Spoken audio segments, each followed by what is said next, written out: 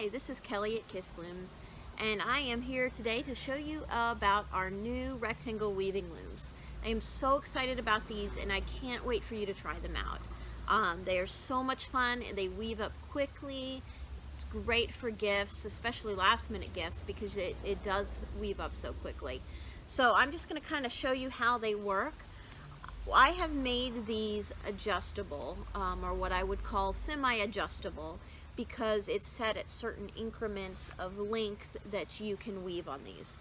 So for example, I have got these sides here that I'm calling the 118 pegs, or pins I should say rather, and it'll be labeled on the back with the number on it, so you'll always know and it'll be easy reference.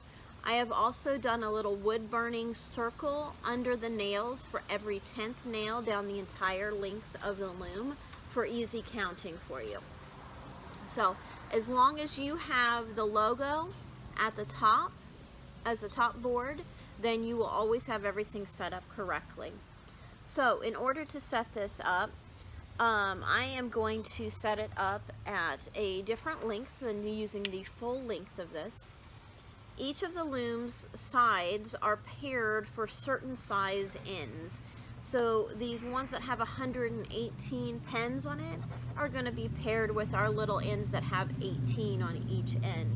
So the first thing that I am going to do is I'm going to set up the end here. The easiest way is to do this on a table so that you can put it together.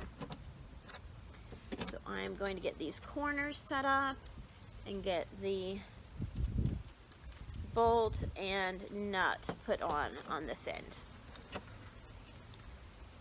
And your left hand side will always be your starting end, so always put that one at the very end and then adjust the length along the right hand side. So if I were going to, let's set this one up here in the middle. So this is 20 pegs, 40 pegs, 60 pens right here, okay? So I'm going to set it up with the nails to the inside, right on that little, it's called a half lap, but the little groove that's in there. And I'm going to put these sides together. So once you have those together, and put the bolt and the nut on, then you are set up to go.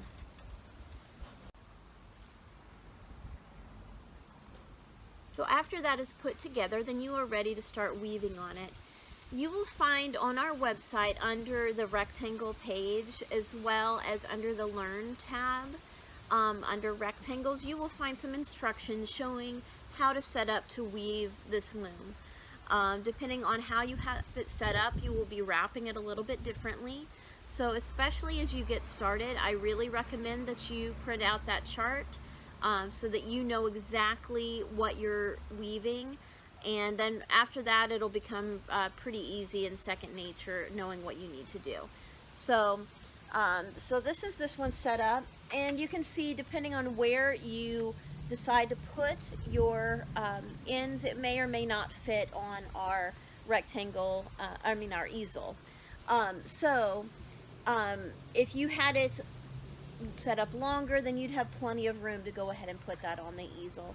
But this is a pretty small rectangle just to weave this portion on your lap. But it definitely does help when you have the longer ones to have it set up on the easel. So I'll go ahead and set one more of these up so that you can see. So first thing I'm going to do is put that Kiss Loom logo to the top board. And I have this set up facing you as if you were doing it. So let's get that out of the way and set those up. Set up the left hand end first, which you'll see is on my right, but your left.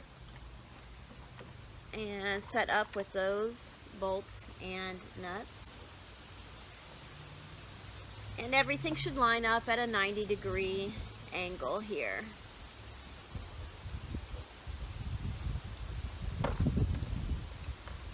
So once you have those in, and you know where you're going to start the other end. I will go ahead and do this one a little bit longer. I am including with each set of sides, I'm including one extra end piece that has no nails in it. It's just got the half flap on it that I talked about earlier. So if you're working with your loom setup, let's say I set this one up here so that it's really the shortest one to make a square, I would really recommend taking that end brace bar and putting it on the very end down here and just bolting that in place, just to give your loom some stability and some safety as you're weaving on this end here. That way these boards don't get bumped, or they should not get bowed because you're not pulling on that half, but if somebody were to bump it and things like that, that your loom would remain safe. So I'm going to go ahead and set this one up like that so that you can see. So each of these looms is set up so that you can weave a rectangle, or you can weave a square of each of the sizes. So that's kind of a nice thing that you can do. And like I said, there's several spots along the length of the board at the appropriate spots for you to change out where you're weaving. So as you go, you know that you'll be in the right spot for that end side on your right hand side. Okay, now I'll set up this bracing board at the other end here.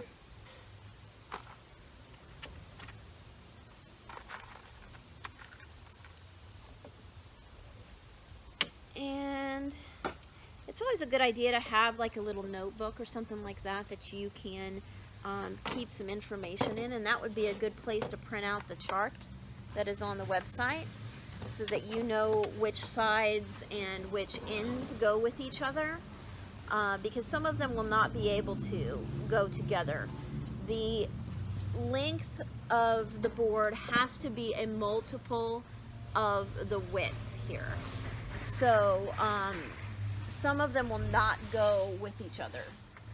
So even with this one, even if you were doing the rectangle on the end, or the square on the end here, you could still put this on the easel and clamp it down and work on this square at the end. And that would give you a good support system, or you could also do that on your lap. So I hope that shows you how our rectangles work. If you have any questions, of course, feel free to let me know at any time.